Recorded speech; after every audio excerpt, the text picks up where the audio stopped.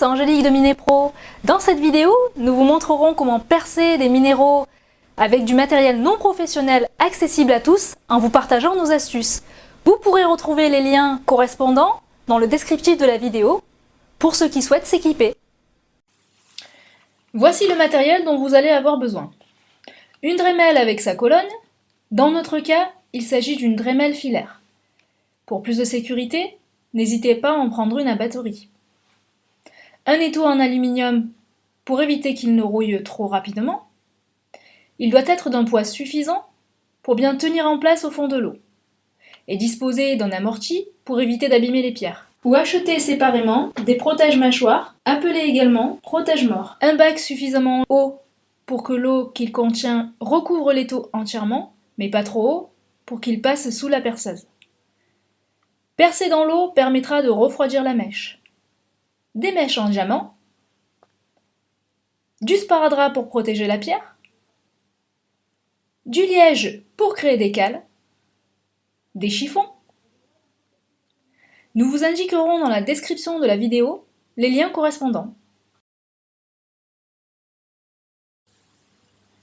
Tout d'abord, j'ai fait un classement des minéraux que j'ai à percer par dureté.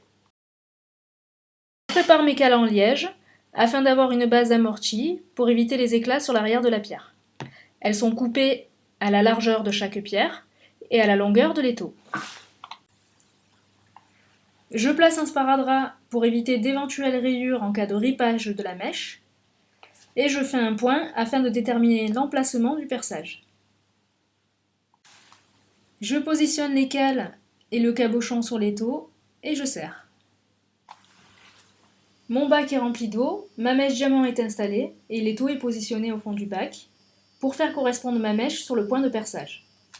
Maintenir une certaine pression sans toutefois trop appuyer, c'est une habitude à prendre qui viendra avec l'expérience.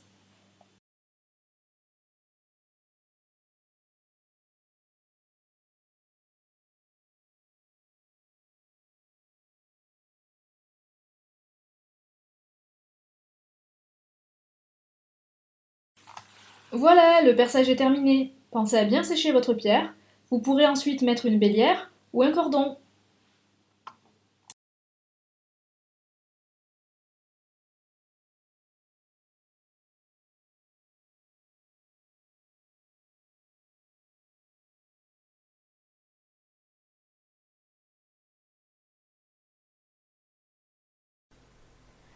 Nous espérons que cette vidéo vous a plu.